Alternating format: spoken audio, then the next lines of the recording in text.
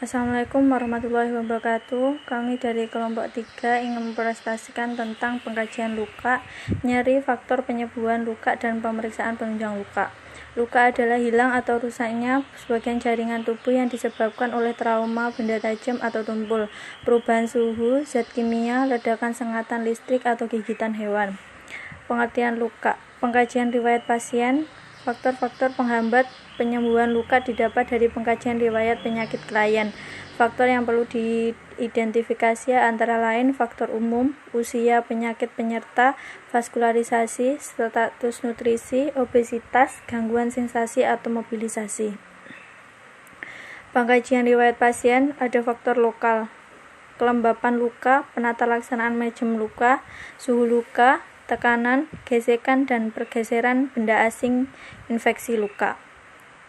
Menurut Kervil, pengkajian luka meliputi tipe luka, tipe penyembuhan, kehilangan jaringan, penampilan klinis, lokasi, ukuran luka, eksudasi, kulit sekitar luka, nyeri, dan infeksi luka.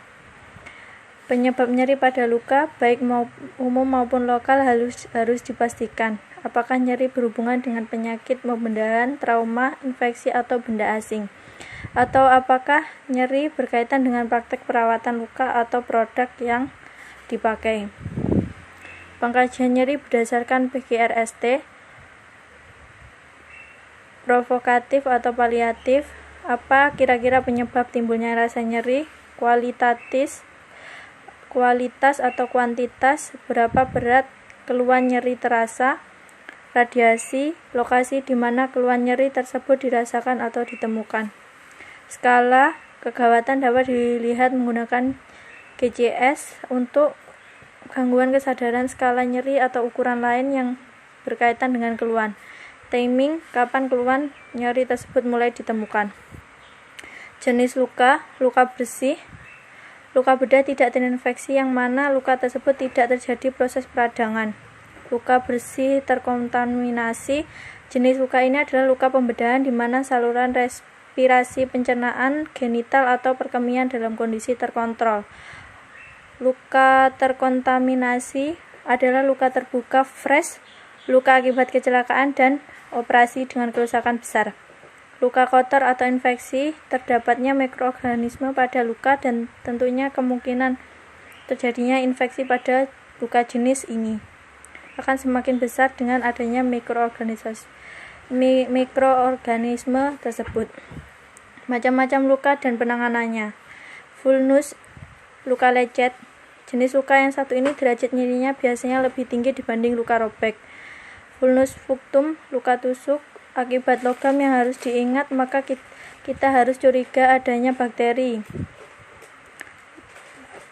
Luka memar, tentunya jangan diurut ataupun ditekan-tekan karena hanya akan mengakibatkan robek pembuluh darah. Luka sayat, karena sayatan dari benda tajam, bisa logam maupun kayu dan lain sebagainya. Jenis luka ini biasanya tipis. Luka bakar diakibatkan kontaksi antara kulit dengan zat panas seperti air panas, api, dan lain-lain. Proses penyembuhan luka. Fase inflamasi adalah adanya respon vaskular dan seluler yang terjadi akibat perlukaan yang terjadi pada jaringan lunak.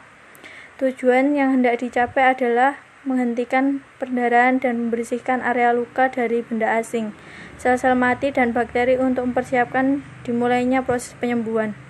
Fase proliferatif, perbaiki dan menyembuhkan luka dan ditandai dengan proliferasi sel. Fase maturasi dimulai pada minggu ketiga setelah perlukaan dan berakhir sampai kurang lebih 12 bulan.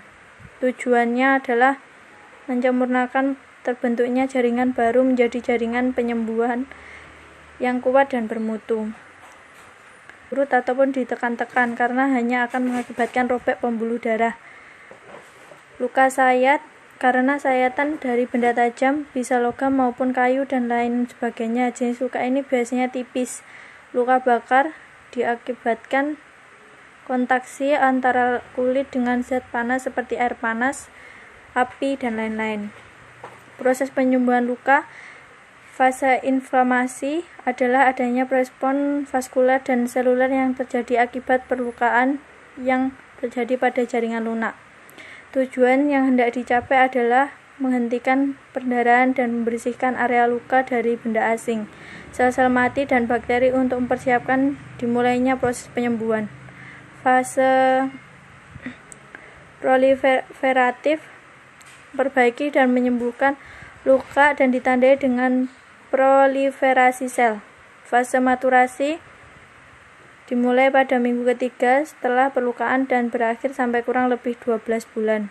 Tujuannya adalah menyempurnakan terbentuknya jaringan baru menjadi jaringan penyembuhan yang kuat dan bermutu. Sekian presentasi dari kami. Bila ada salah kata, mohon dimaafkan. Terima kasih. Wassalamualaikum warahmatullahi wabarakatuh.